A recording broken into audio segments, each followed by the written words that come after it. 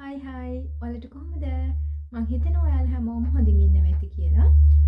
අපි German student visa ගැන මීට කලින් වීඩියෝ කිහිපයකදී කතා කරා. ඉතින් අදත් ජර්මන් ස්ටුඩන්ට් වීසා ගැන කතා කරනකොට වැදගත් මාතෘකාවක් ගැන තමයි මම කතා කරන්න ලෑස්ති වෙලා ඉන්නේ.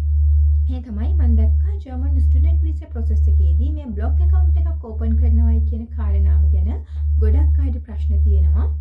අන්නේ ප්‍රශ්න කීපයක් මම අද නෝට් ඩවුන් කරගත්තා. අපි මේ ප්‍රශ්න වලට උත්තර කතා කරන ගමන් බලමු බ්ලොග් account එකක් කියන්නේ මොකක්ද සහ බ්ලොග් account එකකින් වෙන්නේ මොකක්ද කියන කාරණාව. ඒකදී මුලින්ම කතා කරන්න ඕනි බ්ලොග් account එකක් කියන්නේ මොකක්ද? ඇත්තටම බ්ලොග් account එකක් කියන්නේ සාමාන්‍යයෙන් ඔයාලා වෙන රටකට ස්ටුඩන්ට් කෙනෙක් විදිහට ඇප්ලයි කරද්දී ඔයාලගේ අවුරුද්දකට යන ලිවිං කොස්ට් එක ලංකාවේ තියෙන සේවිංස් account එකක සේවිංස් විදිහට හරි ඩිපොසිට් විදිහට හරි පෙන්වන්න ඕනි. මෙන්න මෙච්චර මුදලක් මගේ account එකේ තියෙනවා.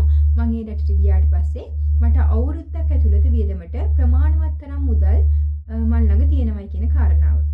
හැබැයි මෙන්න මේකම තමයි මේ බ්ලොග් account එකකදී වෙන්නේ. හැබැයි සාමාන්‍යයෙන් කරන විදිහට වඩා තරමක් වෙනස්. ඒකට හේතුව තමයි ඔයාලා මේ මුදල් තැන්පත් කරන්න ඕනි ජර්මන් වල තියෙන account එකක. ඔයාලගේ නමින් ජර්මන් වල බ්ලොග් account එකක් ඕපන් කරලා ඔයාලා ඒකේ තමයි ඔයාලගේ මුදල් තැන්පත් කරන්න ඕනි. එතකොට ඒක ජර්මන් ස්ටුඩන්ට් වීසා හරහා එන ශිෂ්‍යයන්ට විවෘත කරන විශේෂ බැංකු ගිණුමක් විදිහට තමයි අපිට හඳුනා ගන්න පුළුවන් වෙන්නේ. එතකොට ඒක අපි ඕපන් කරන්නේ කොහොමද සහ ඒකෙදි වෙන්නේ මොකක්ද කියන කාරණාව ඊට පස්සේ කතා කරමු. අපිට පුළුවන් සාමාන්‍යයෙන් ජර්මන් වල ඉන්නවා බ්ලොග් accounts providersලා. ඒ providersලා කිහිප දෙනෙක් ඉන්නවා. මම ඒ ගැන ඔයාලට පස්සේ දැනුවත් කරන්නම්. අන්න එයාලගෙන් කැමති provider කෙනෙක් තෝරගෙන ඔයාලට පුළුවන් ඔයාලගේ නමින් බ්ලොග් account එකක් ජර්මන් වල ඕපන් කරන්න. ඒකෙදි වෙන්නේ ඔයාලට ජර්මන් වලට යන්න කලින් ඔයාලගේ නමින් ජර්මන් බැංක් එකක සේවිංස් account එකක් ඕපන් කරන්න හැකියාව නැහැ. ඔයාලට එහෙ ගියාට පස්සේ ඔයාලගේ සිටි රෙජිස්ට්‍රේෂන් එක, ඊට පස්සේ ඔයාලගේ ටැක්ස් ID එක, ඊට පස්සේ ඔයාලගේ පෙන්ෂන් ID එක, ඔන්න ඔය වගේ ඩොකියුමන්ට් කිහිපයක් සම්පූර්ණ වුණාට පස්සේ තමයි ඔයාලට පුළුවන් වෙන්නේ ජර්මන් වල ඔයාලගේ නමින් සේවිංස් account එකක් ඕපන් කරන්න.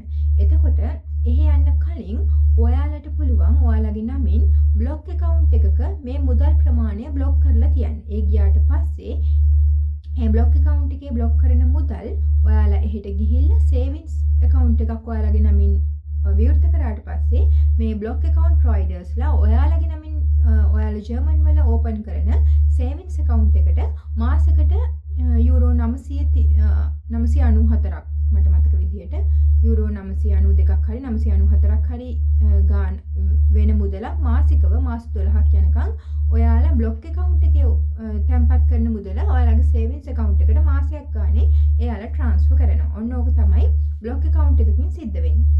මේ ජර්මන් වල බ්ලොග් account එකක් ඕපන් කිරීමේදී සලකලා බලන්නේ ඔයාලා වසරකට හරියන ලිවිං එක්ස්පෙන්සස් ඔයාලට එහෙ ගිහිල්ලා වසරක් ජීවත් වෙන්න අවුරුද්දක් ජීවත් වෙන්න අවශ්‍ය මුදල් ඔයාලා ළඟ දැනටමත් තියෙනවා කියලා ඒ මුදල් ඔයාලා ජර්මන් වල බ්ලොග් account එකක් විදියට ඕපන් කරන්න ඕනි. එතකොට අර වෙන රටවල් වලට යනකොට වගේ ඔයාලට ඔයාලට තියෙන ඉඩකඩම් වත්කම් මේ වගේ දේවල් පෙන්වන්න අවශ්‍ය වෙන්නේ නැහැ. බ්ලොග් account එකේ සල්ලි තැන්පත් කරන්න විතරයි ඕනි වෙන්නේ. ඊට පස්සේ කාරණාව තමයි බ්ලොග් account එකට කොපමණ මුදලක් ඔයාලා තැන්පත් කරන්න ඕනිද?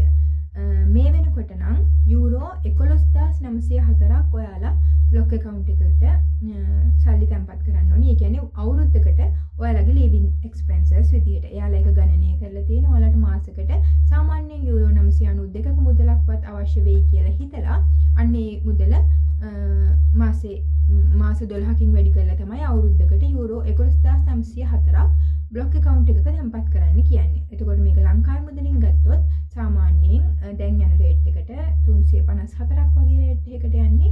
අපි ඒක 350ක් වගේ හිතලා ගත්තොත් සාමාන්‍යයෙන් ලක්ෂ 41ක් විතර 354ක් වගේ ගත්තොත් සාමාන්‍යයෙන් ලක්ෂ 42ක් විතර මුදලක් ඔයාලට බ්ලොග් account එකේ තැන්පත් කරන්න වෙනවා. මේක මීට වඩා මුදල වැඩි වෙන්න පුළුවන්. මොකද සාමාන්‍යයෙන් බැංකු වලින් ඔයාලට මේ රේට් එක ගණනය කරන්නේ බයින් රේට් එකට නෙමෙයි සෙලින් රේට් එකට. එතකොට ඒක සාමාන්‍යයෙන් තරමක් සාමාන්‍යයෙන් අපිට පෙන්වන රේට් එකට වඩා වැඩි වෙනවා සහ ලංකාවේ බැංකුවකින් ඒක ජර්මනියට ට්‍රාන්ස්ෆර් කරද්දී එයාලගේ සර්විස් චාර්ජ් එකකුත් මේ මුදලට ඇඩ් කරනවා. එතකොට ඕක සාමාන්‍යයෙන් ලක්ෂ 42ක් 43ක් වගේ ගාණක් අතර මුදලක් වෙන්න පුළුවන්. දැන් යන රේට් එකට සහ දැනට බ්ලොක් account එකට එයාලා ගණනය කරලා තියෙන මුදලේ හැටියට. එතකොට ලංකාවේ ඉඳන් ඔයාලට බ්ලොක් account එකක් ඕපන් කරන්න පුළුවන්ද? ඔව්. ලංකාවේ ඉඳන් ඔයාලට බ්ලොක් account එකක් ඕපන් කරන්න පුළුවන්. ඒකට එයාලගේ ප්‍රොවයිඩර්ස්ලා තමයි සාමාන්‍යයෙන් වැඩි වශයෙන්ම Finitiba ඒ වගේම Expatrio කියන ප්‍රොවයිඩර්ස්ලා දෙන්නගෙන් තමයි ගොඩක් අය ස්ටුඩන්ට් වීසා කරනකොට බ්ලොක් account ඕපන් කරන්නේ. මෙන්න මේ දෙකෙන් ඔයාලා මේ තව ඒවා තියෙනවා. අපි මේ දෙක ගැන කතා කරොත් මේ දෙකෙන් ඔයාලා කැමති ප්‍රොවයිඩර් කෙනෙක් තෝරගෙන ඔයාලට පුළුවන් එයාලගේ account එකක් create කරලා එයාලගේ account එකක් create කරාට පස්සේ එයාලා ඔයාගේ නමින් block account එකක් create කරනවා. අන්නේ block account එකට ඔයාලා ලංකාවේ ඉඳලා එයාලා දෙන account number එකට ඔයාලගේ නම යටතේ තමයි එයාලා නම සහ account number එක create කරන්නේ. ඒකට ඔයාලට මුදල් දාන්න පුළුවන්. ඒ මුදල් දැම්මට පස්සේ එයාලා ඔයාලට document එකක් දෙනවා. ඒ document එක තමයි ඔයා visa office එකට ඉදිරිපත් කරන්න ඕනේ. එතකොට මේ document එක එන්න සාමාන්‍යයෙන් දවස් 3ක් සති 2ක් අතර කාලයක් වගේ යන්න පුළුවන්. ඒක නිසා ඔයාලට යුනිවර්සිටි එකකින් ඇඩ්මිෂන් එක ලැබිච්ච ගමන් ඔයාලා වීසා අපොයින්ට්මන්ට් එකක් දාන්න කලින් ඔයාලට පුළුවන් මේ බ්ලොක් account එක ඕපන් කරන්න. මොකද ඉස්සර නම් වීසා අපොයින්ට්මන්ට් එකක් දාද්දි ඔයාලට බ්ලොක් account document එක ඕනි උනේ නැහැ. නමුත් මේ අලුත් අපොයින්ට්මන්ට් දාන්න අලුතෙන් ගෙනල්ලා තියෙන ක්‍රමවේදයේදී ඔයාලට මං හිතන්නේ ඔයාලට අවශ්‍ය වෙනවා බ්ලොක් account document එක වීසා අපොයින්ට්මන්ට් එකක් ගන්න. ඊට පස්සේ ලංකාවේ ඉඳන් ඔයාලා සල්ලි ට්‍රාන්ස්ෆර් කරනකොට වැඩිපුරම හොඳ මොන බැංකුවද කියලා ගොඩක් අය අහලා තියෙනවා. එහෙම එකක් නැහැ. හැම බැංකුවම හොඳයි. ඔයාලා ගිහිල්ලා බැංකුව වලින් අහුවහම ඔයාලට සාමාන්‍යයෙන් අයිඩියා එකක් ගන්න පුළුවන්. එයාලගේ සර්විස් චාර්ජ් එක මොන වගේ ගාණක් යනවද කියලා. ඉතින් ඔයාලට ඉක්මනට කරගන්න පුළුවන් ක්‍රමයේ බලලා ඒ විදිහට බැංක් එකක් තෝරගන්නත් පුළුවන්. එහෙම නැත්නම් සාමාන්‍ය සර්විස් චාර්ජ් එක අඩු බැංක් එකක් තියෙනවා නම් ඔයාලට එයාලගෙන් සර්විස් එක ගන්නත් පුළුවන්. කොහොම කරත් දවස් 3ක් සති 2ක් අතර කාලයක් යන්න පුළුවන් ඔයාලට මේ ડોකියුමන්ට් එකේ ඉන්න.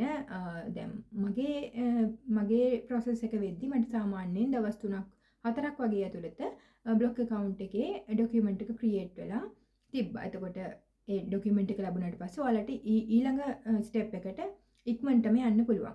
මම මේකට පාවිච්චි කරේ මම බ්ලොක් account එකේ සල්ලි transfer කරන්න ලංකාවේදී පාවිච්චි කරේ සම්පත් බැංකුව. එයාලා හොඳ සර්විස් එකක් දුන්නා. මට ඉක්මනට වැඩ ටික කරගන්න පුළුවන් වුණා. ඊට පස්සේ අහන ප්‍රධානම ප්‍රශ්නයක් තමයි ලෝන් එකක් දාලා බ්ලොක් account එකක් පෙන්වන්න පුළුවන්ද? ඔව්. ඔයාලට ලෝන් එකක් දාලත් බ්ලොක් account එකක් පෙන්වන්න පුළුවන්. එයාලට අදාළ නැහැ. ඔයාලට සල්ලි හම්බ වුණේ කොහොමද කියන කාරණාව. මගෙන් නම් මගේ එක්ස්පීරියන්ස් එකට අනුව වීසා ඔෆිසර්ස්ලා ඇහුවේ නැහැ මට මේ සල්ලි ලැබුණේ කොහොමද කියන එක. එහෙම ඇහුවොත් ඔයාලට යන්න කලින් උත්තරයක් හදාගෙන තියාගන්නවා නම් හොඳයි. හැබැයි ගොඩක් මම දන්න අයගෙන් මේ වගේ ප්‍රශ්නයක් අහලා තිබ්බේ නැහැ. ඔයාලා බ්ලොක් account එකට සල්ලි දාන්න සල්ලි හොයාගත්තේ කොහොමද කියන කාරණාව. මොකද ඒකට හේතුව තමයි already ඔයාලා දැනටමත් ඒ අවශ්‍ය මුදල ජර්මන් වල ගිණුමක තැන්පත් කරලා ඉවර නිසා ඒක ලොකු ඉෂුව එකක් වෙනවයි කියලා මම හිතන්නේ නැහැ. ඊට පස්සේ බ්ලොක් account එකෙන් සල්ලි ආයෙ අපිට ලැබෙනවද කියලා ගොඩක් අය අහලා තිබ්බා. ඔව් බ්ලොක් account එකේ සල්ලි ආයෙ අපිට ලැබෙනවා. අපි ජර්මන් වලට ගියාට පස්සේ අපි ජර්මන් වල අපේ නමින් සේවිංස් account එකක් ඕපන් කරාට පස්සේ අපේ බ්ලොක් account එක ඕපන් කරපු ප්‍රොවයිඩර්ස්ලට අපි ඒ ඩීටේල්ස් ටික දුන්නට පස්සේ එයාලා හැම මාසෙකම යූරෝ 992 ගානේ ඔයාලගේ සේවිංස් account එකට මාස 12ක් යනකම් අර ඔයාලා තැන්පත් කරපු මුදල ආපසු ට්‍රාන්ස්ෆර් කරනවා. හරි. ඊට පස්සේ තියෙන තව ප්‍රශ්නයක් තමයි බ්ලොක් account එකේ සල්ලි අපිට ආපහු ගෙදරට යවන්න පුළුවන්ද කියන කාරණාව. ඒකට කෙලින්ම උත්තරයක් දුන්නොත් ඔව්.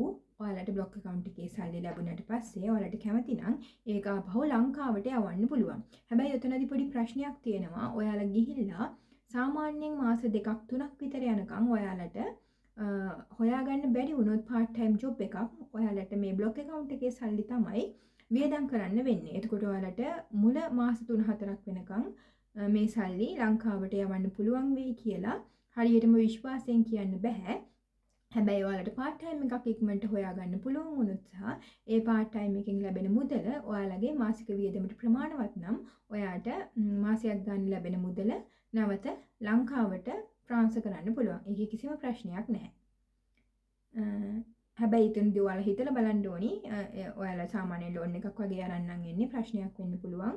ඔයාලට ආපු ගමන් මේ බ්ලොක් account එකේ සල්ලි ලංකාවට දාන්න බැරි වෙයි. ඔයාලා සෙටල් වෙනකන් කියන්නේ ඔයාලට ජොබ් එකක් හොයාගන්නකම් වගේ ඔයාලා මෙහි ඇවිල්ලා මුල් දවස්වල ඔයාලගේ වියදමට අතේ සල්ලි නැති වුණොත් ඔයාලට මේ මුදල් තමයි පාවිච්චි කරන්න වෙන්නේ.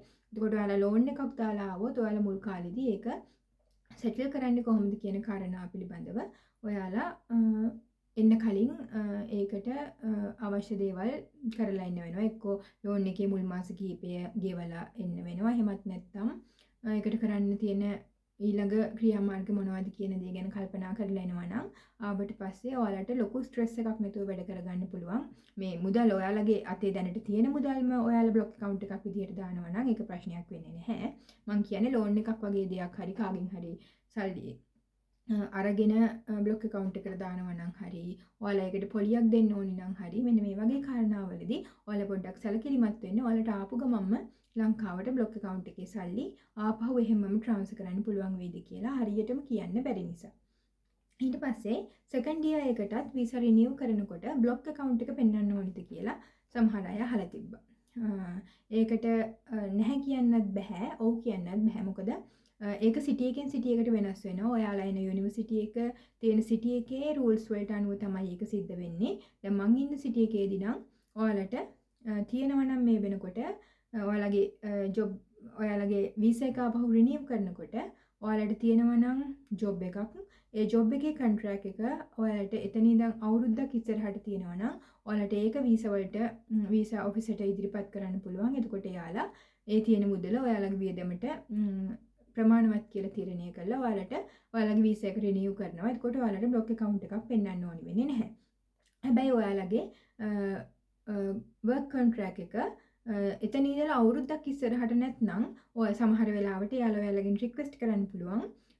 ඔයාලගේ සුපර්වයිසර්ගෙන් හරි ඔයාලට ජොබ් එක දීපු අයගෙන් අවුරුද්දක් ඉස්සරහට දික් කරලා මේ contract එක අපිට ගෙනල්ලා දෙන්න කියලා. එතකොට ඒක ඔයාලගේ ජොබ් එක ඔයාලට දීපු අය ඒක කරලා දෙයිද නැද්ද කියන එක තහවුරු කරලම කියන්න බෑ. එතකොට ඒ වගේ වෙලාවක වීසා ඔෆිසර් ඔයාට කියන්න පුළුවන් එහෙම වුණොත් ඔයාට බ්ලොක් account එකක් ආය අවුරුද්දකට පෙන්වන්න වෙනවා කියලා. මේක සමහර සිටි වල මාස 6කට පෙන්නුවත් ප්‍රමාණවත් වෙනවා. සමහර සිටි වල ඔයාට අවුරුද්දකට නම් පෙන්වන්න වෙනවා. හැබැයි ඔයාගේ ජොබ් කොන්ට්‍රැක්ට් එක ක්ලියර්ලි තියෙනවා නම් සහ තව අවුරුද්දකට ඉස්සරහට ඔයාලට ඒක පාවිච්චි කරන්න පුළුවන් වීසා රිනියු කරන්න. එතකොට ඔයාලට ආයි බ්ලොක් account එකක් ඕපන් කරන්න අවශ්‍ය වෙන්නේ නැහැ. එතකොට ඔයාලා ලංකාවට සල්ලි යවන්නේ නැත්නම් ඔයාලා එනකොට දාලා බ්ලොක් account එකේ මුදල් ඔයාලට එහෙම විතර කරගන්න පුළුවන්. ඔයාලා part time එකක් කරනවා නම් ඒ සල්ලි ඔයාලගේ වියදමට තියාගෙන ඔයාලගේ බ්ලොක් account එකේ සල්ලි එහෙම විතර කරලා ඔයාලට දෙවැනි අවුරුද්දට ඒ බ්ලොක් account එකම රිනියු කරලා පෙන්වන්න පුළුවන්. ඔයාලගේ වීසා රිනිවල් එකට. ඊට පස්සේ ගොඩක් අය අහලා තිබ්බා වීසා රිජෙක්ට් වුණොත් මේ බ්ලොක් account එකට මොකද්ද වෙන්නේ කියලා. වීසා රිජෙක්ට් වුණොත් කිසිම ප්‍රශ්නයක් නැහැ. ඔයාලගේ වීසා රිජෙක්ෂන් ඩොකියුමන්ට් එක third party එකක් විදිහට වැඩ කරන මේ බ්ලොක් account providers ලට සබ්මිට් කරාම ඔයාලට ඔයාලගේ මුදල් ආපහු රිෆන්ඩ් එකක් විදිහට ගන්න පුළුවන්. ඒක නිසා ඒක ප්‍රශ්නයක් වෙන්නේ නැහැ. ඔයාලගේ වීසා රිජෙක්ට් වුණොත් ඔයාලගේ සල්ලි ආපහු ගන්න පුළුවන්.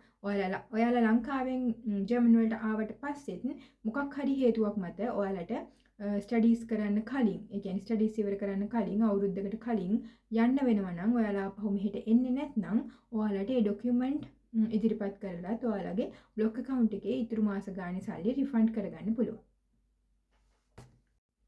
ඊට පස්සේ ඔයාලා බ්ලොක් account එකක් ඕපන් කරනකොට ඔයගලන්ට අවශ්‍ය වෙනවා પાස්පෝර්ට් එකේ කොපි එකක්, ඒ කියන්නේ પાස්පෝර්ට් එක. ඊට පස්සේ ඔයාලට යුනිවර්සිටි එකෙන් ලැබුණු ඔෆර් ලෙටර් එක සහ ඔයාලගේ පර්සනල් ඩීටේල්ස් ටික හරියට කම්ප්ලීට් කරාම ඔයාලට පුළුවන් බ්ලොක් account එකක් ඕපන් කරන්න. හරි මං හිතනවා බ්ලොග් account එකක් ගැන දැනගන්න ඕනි කරන ඔක්කොම විස්තර මම මේ වෙනකොට කතා කරලා තියෙන්නේ කියලා. මීට අමතරව ඔයාලට මොනවා හරි දැනගන්න ඕනි නම් ඔයාලට පුළුවන් comment section එකේ comment කරන්න. එතකොට මම ඊළඟ වීඩියෝ එකේදී ඔයාලට බ්ලොග් account එකක් ගැන තියෙන ඉතුරු ප්‍රශ්න වලට answers දෙන්නම්. ඒ වගේම දැනට ජර්මන් වල ස්ටුඩන්ට්ස්ලා විදිහට ඉගෙන ගන්න කවුරු හරි ඉන්නවා නම් ඔයාලට ඔයාලගේ එක්ස්පීරියන්ස් මේ කමෙන්ට් සෙක්ෂන් එකේ අනිත් අයත් එක්ක ෂෙයා කරගන්න පුළුවන්. ඒ වගේම ඔයාලට මේකේ වීඩියෝස් වැදගත් කියලා හිතෙනවා නම් subscribe කරලා තියාගන්න. අපි ඊළඟ වීඩියෝ එකෙන් හම්බ වෙමු. bye.